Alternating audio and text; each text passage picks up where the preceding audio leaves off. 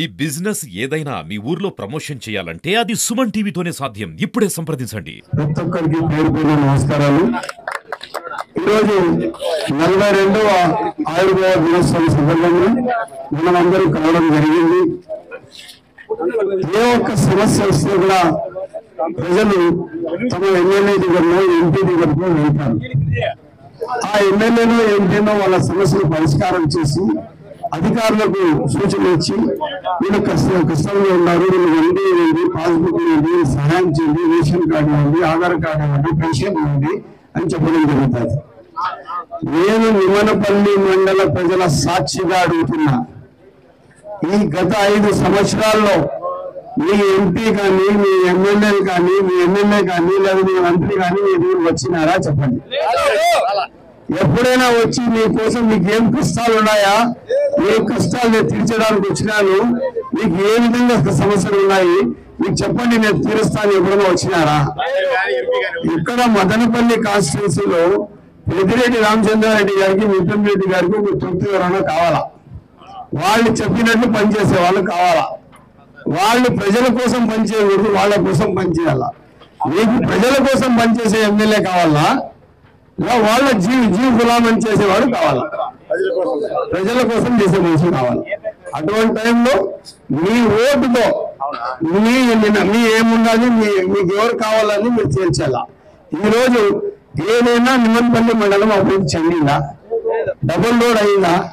లేదా ఆ రోజు నేను ఇచ్చిన నీళ్ళే, నేను ఇచ్చిన కాలువలే, నేను ఇచ్చిన బోర్డులే, నేను ఇచ్చిన డెవలప్మెంట్ ఈ 10 సంవత్సరాల్లో ఎమ్మెల్యే తిప్పారెడ్డి ఉన్నారు, అదే విధంగా ఇప్పుడు ఉన్న ఎమ్మెల్యే ఉన్నారు, ఎంపీ ఉన్నారు, 10 సంవత్సరాల నుంచి ఎంపీ ఉన్నారు. సంవత్సరానికి 5 కోట్ల రూపాయలు ఎంపీకి వస్తాయి. ఏమన్నా ఒక 5 కోట్లు నిమన్పల్లికి ఇచ్చారా ఎంపీ గారు అని అడుగుతుంది. ఎలక్షన్ కి ఎంపీ గారు వస్తారు, చేతులు ఊపేస్తారు, ఎవరో నాయకులు చెప్తారు. నాకు తెలుసు నిమన్పల్లి మండలంలో అదే వైఎస్ఆర్ సిపిలు ఎవరెవరు గెలిచినారో, సర్పంచ్ గెలిచిన వాళ్ళు అప్పుల పాలైపోయినారు, జెడ్పీటీసీ గెలిచిన వాళ్ళు వాళ్ళ పరిస్థితి అంత మాత్రమే ఉంది. వాళ్ళకి ఎవరు ఇంకా ఆదరించరు. ఒక తెలుగుదేశం పార్టీని అయితే ఇప్పుడు చూడండి, నేను మాట్లాడే ముందు మైక్ ఎంతమందికి ఇచ్చాను, అందరికీ సమానత్వం ఉంటుంది. ఈ సమానత్వం అనేది ఒక తెలుగుదేశం పార్టీలో ఉండాలి. బడుగు బలహీన వర్గాలకు ఒక స్థాయి, ఒక వేదిక అనేది ఎక్కడ ఉంటుంది? తెలుగుదేశం పార్టీలో ఉంటుంది. మీకు సమానంగా మీరు మాట్లాడే అర్హత, నైతిక విలువలు ఎక్కడ ఉంటాయి? తెలుగుదేశం పార్టీలో ఉంటాయి. నిమన్పల్లి మండల ప్రజలందరూ చాలా బుద్ధివంతులు, ఒక సమాజంలో జ్ఞానం కలిగిన వాళ్ళు. మీకు నేను చెప్తున్నాను, మనకు కానీ జిల్లా కానీ 5 సంవత్సరాలు ముందు అంటే మనము 10 సంవత్సరాలు ఇంకా ముందుకు వెళ్ళేవాళ్ళం. ఈరోజు మనం జిల్లా రాకపోవడానికి కారణం ఎవరు? పెద్దిరెడ్డి కుటుంబం.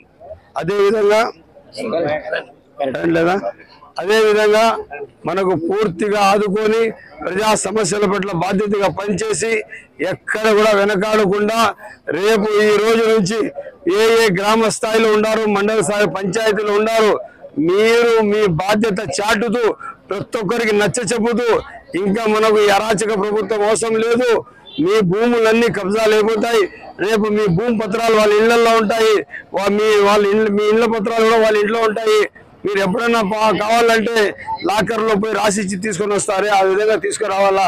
మీరు వెళ్తే మీ పత్రాలు ఉంటాయో లేదో నాకే తెలియదు, అవి కూడా కావాలంటే ఎవరికో ఒకరికి ఇచ్చేసి ఉంటారు, లేదా తాకట్టు పెట్టేస్తారు.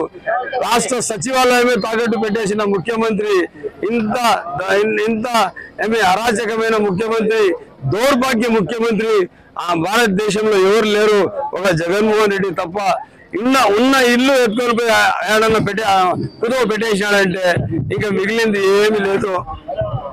ఉన్న ఇల్లే కుదువ పెట్టేసిన ముఖ్యమంత్రి జగన్మోహన్ రెడ్డి. ఇంకా ఇటువంటి ముఖ్యమంత్రి నాకు అవసరమా చెప్పండి? రేపు మీ ఆస్తులు ఎక్కడ సురక్షితంగా ఉన్నాయి, మీ ఇల్లు ఎక్కడ సురక్షితంగా ఉన్నాయి, మీ భూములు ఎక్కడ సురక్షితంగా ఉన్నాయి చెప్పండి. అందుకోసం చెప్తున్నాను, మీరు చాలా ఆలోచన చేయాలా, పెద్దరికంగా ఉండాలా. నిమనపల్లి మండల ప్రజలందరూ ఒకే ఒక్క నినాదంలో వల్ల రేపు 2వ తేదీ జగన్మోహన్ రెడ్డి గారు వస్తే, సార్ మా సచివాలయం మాకు కావాలా, మదనపల్లి జిల్లా మాకు కావాలా, ఇవన్నీ కావాలా, మీరు ఇవ్వలేదు, అందుకోసం మీరు మాకు అవసరం లేదని చెప్పి అందరూ సైని ఒకే ఒక మాట చెప్పాలి. ఎందుకంటే వాస్తవమే మంచి చేస్తే ఎక్కడ పోదు, మంచిగానే ఉంటుంది. చెడు చేస్తే దాని తగ్గట్టు చెడుగానే దాన్ని మీరు ప్రవర్తించాలా. ఈ రోజు రాజ్యాంగం మీకు పూర్తి హక్కు కల్పించింది. ఆ హక్కుని వినియోగించండి. ఆ హక్కుని వినియోగించండి. ఎక్కడ కూడా వెనకాలకండి, బాధ్యతగా ఉండండి.